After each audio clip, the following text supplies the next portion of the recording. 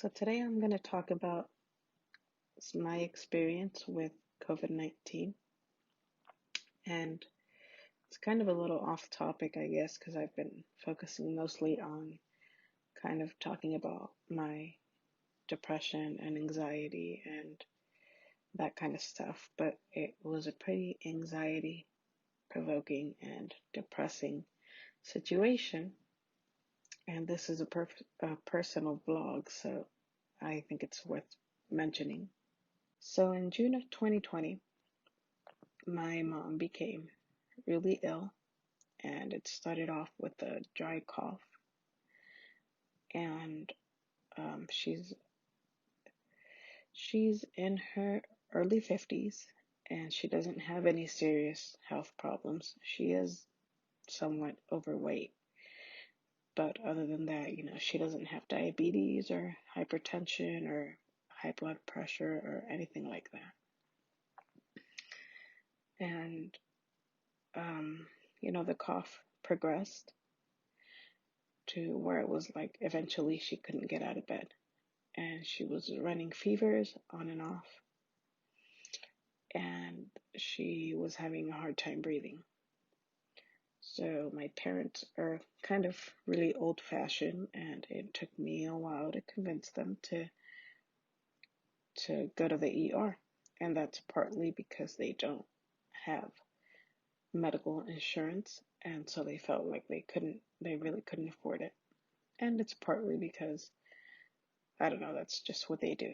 They will wait till the last minute to go see a doctor. They won't go unless they feel it's absolutely necessary. So it got to a point where one night, in the middle of the night, my mom had to be rushed to the ER because she couldn't breathe.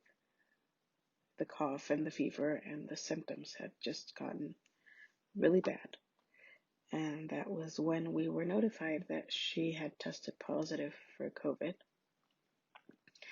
And she was rushed to the ICU. And she was in ICU for just over 3 weeks. And she was intubated for some of that time. And they were the scariest 3 weeks of my life, because my mom is, in a sense, the pillar of our home. And so when she, her stay in the hospital, that was the longest that she'd ever been away from home. She handles the bills, the grocery shopping, most of the cooking. And so it was really depressing to see my dad.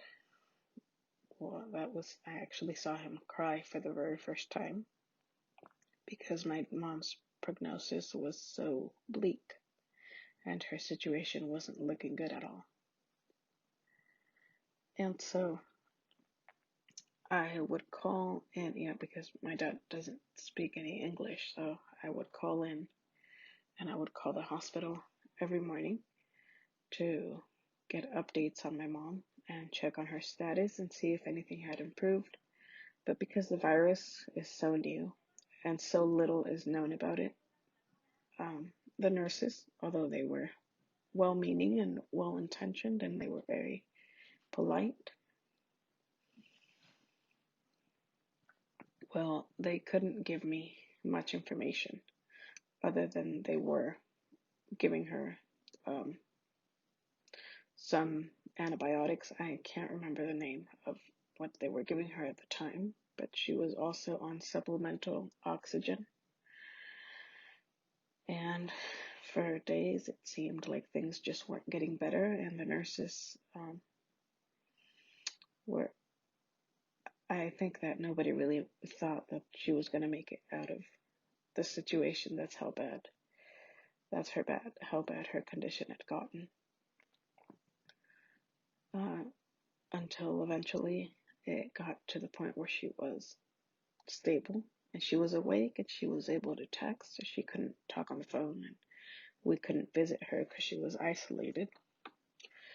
But I would text her daily and ask her how she was doing and ask her if she felt like she was getting any better. And to her, it, it was not pleasant at all, not just because of all the symptoms that she was experiencing, but because she's just so used to being kind of up and out and about. So she is not used to just laying there. She's the type of person that always has to be doing something. And so it was difficult for her, and she said that she didn't feel like she was making any progress at all. But it was evident that she was, by the simple fact that she was awake and she was able to text, even though she was still in the hospital for a couple of weeks after that. And during this time that she was in the ICU, one of my aunts also got COVID, but her symptoms were different. She had vertigo before she contracted COVID, so it was a mix of like headaches and vomiting, nausea, and vertigo, and that went on for a couple of months. She was pretty much locked and quarantined in her room the entire time, unable to come out because her condition was pretty severe too. As for me, right around the time this all was going on, I started to lose my sense of taste and smell, and I got headaches, frequent headaches, and I found myself out of breath more often than usual. And you'll probably notice in some of these videos that I have a hard time catching my breath while I'm talking, and I tend to take pauses to talk also. But those were my symptoms, and I didn't think anything of it at a time. I kind of attributed to my anxiety heightening because it was, like I said, a pretty anxiety-provoking situation. And so that's what I kind of attributed my symptoms to. And they weren't severe enough for me to say I'm going to go and check myself into the hospital. At the time, I was just kind of worried about helping keep things afloat at home and kind of stabilizing things a bit with my dad and my son, being here. Well, eventually, my mom did make it out of the hospital, and the nurses say that it was an absolute miracle because other patients who had been, whose conditions had been so severe, the majority of them didn't make it out. So she came home, but she had to come home with a couple dozen tanks of oxygen. So in a sense, she had to undergo, I guess, oxygen therapy is what you would call it at home, where whenever she went out, she basically had to have a tank of oxygen with her, and then we had an even bigger oxygen tank for her in her room that she wore throughout the night to help her sleep and breathe better.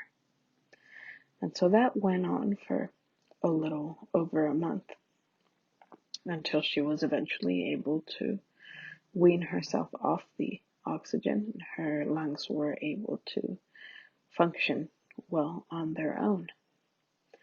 But the damage that COVID caused to her lungs is evident.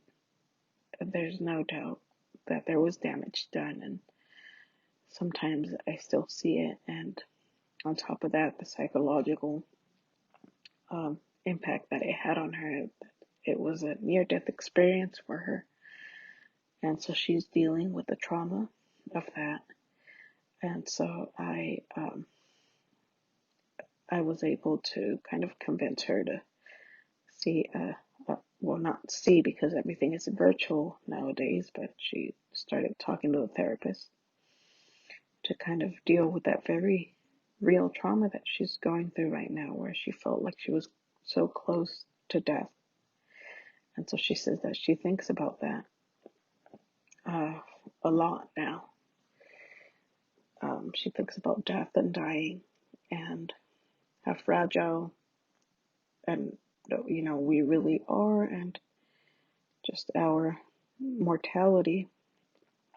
And that's something that hadn't crossed her mind before. Where as of now, after this whole experience, it's a very real fear that she has.